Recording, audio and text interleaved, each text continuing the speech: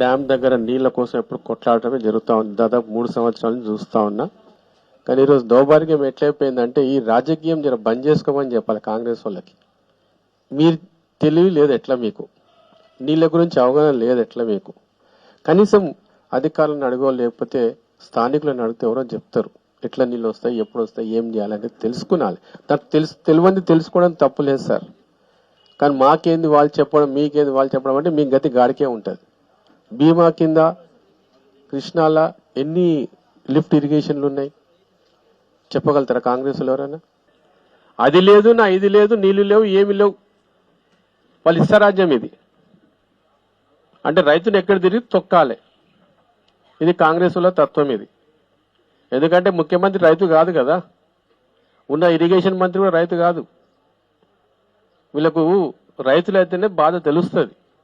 జూరాల ఎప్పుడు కట్టిండు, ఎవడు కట్టిండు, ఏ ప్రభుత్వంలో కట్టిండు తెలుసుకోమని చెప్పండి ఫస్ట్. ఆయన దరిదాపులో కూడా రానియర్ రేపటి నాడు రాబో కాలంలో ప్రజలే బుద్ధి చెప్తారు. రేపు ఓటు అడగనిక పోయినప్పుడు ఏ విధంగా ఉంటుందో మళ్ళీ 2014 గుర్తుకొస్తారు సార్ అందరు కాంగ్రెస్ వాళ్ళకి. అది మాత్రం ఖచ్చితంగా చెప్తా. కానీ దరిద్రం ఏందో ఈ కాంగ్రెస్ ప్రభుత్వం వచ్చిన తర్వాత ఉత్తగా నీళ్లు గేట్లెత్తి కిందికి వదులుతా ఉన్నారు తప్ప జూరాల మీద ఉన్న ప్రతి మోటార్ స్టార్ట్ చేయాలన్న ఆలోచననే లేదు వాళ్ళకి. అంటే రైతుల మీద కక్ష పట్టి కట్టినట్లే వాళ్ళు ప్రయత్నం చేస్తున్నారు. ఒకటే మోటార్ ఎందుకు స్టార్ట్ చేసిర్రు? నీళ్లు ఉన్నాయి, మోటార్లు ఉన్నాయి, అన్ని ఉన్నాయి. 2 మోటార్లు స్టార్ట్ చేస్తే దాదాపు 630 క్యూసెక్లు పోతాయి కదా. పోయిన సంవత్సరం కూడా అంతే. నీళ్లు వచ్చిన తర్వాత 42 రోజులకు కోయిల్సార్ మోటార్లు స్టార్ట్ అయినాయి. నీళ్లు వచ్చిన తర్వాత 30 రోజుల తర్వాత కేఎల్ఐ స్టార్ట్ అయింది. అంటే మన వాటా ఆంధ్ర వాటా ప్రకారం వాడుకునే లెక్కల్లో ఆంధ్ర వాళ్ళేమో ఎక్కువ నీళ్లు వాడుకున్నారు పోయిన సంవత్సరం లెక్కల మొత్తం. కానీ మన అవగాహన లేని ఈ ప్రజాప్రతినిధుల మూలంగా దాదాపు 65 టీఎంసీల తక్కువ నీళ్లు వాడుకున్నాం పోయిన సంవత్సరం. నీళ్లుండి కూడా, వరదలుండి, రిజర్వాయర్లో నీళ్లుండి మనం వాడుకున్న తెలంగాణ మొత్తం దాదాపు వాటా వచ్చిన దానికంటే కూడా 65 టీఎంసీల నీళ్లు తక్కువ వాడుకున్నాం. ఎందుకు కోషిష్ చేస్తున్నారు అనేది మా ప్రశ్న.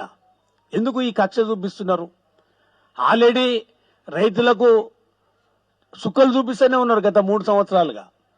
రైతు బంధు ఇయ్యక, రుణమాఫీ చేయక, యూరియా సకాలంలో ఇయ్యక, కరెంట్ ఇయ్యక, సాగునీరు ఇయ్యక, అన్ని కింద మీద కష్టపడి రైతు పండించుకుంటే ధాన్యం కూడా కొనడానికి శాతగాలే. పాలమూరు జిల్లా అని పాలమూరు జిల్లాకు ఒరగబెట్టింది ఏంది? ప్రభుత్వం రైతులకు భరోసా ఇయ్యాలి. ఆ యూరియా పంచాయతీ కూడా లేకుండా సకాలంలో ఇచ్చే విధంగా చర్యలు తీసుకోవాలని మేము ఈ సందర్భంగా డిమాండ్ చేస్తాం.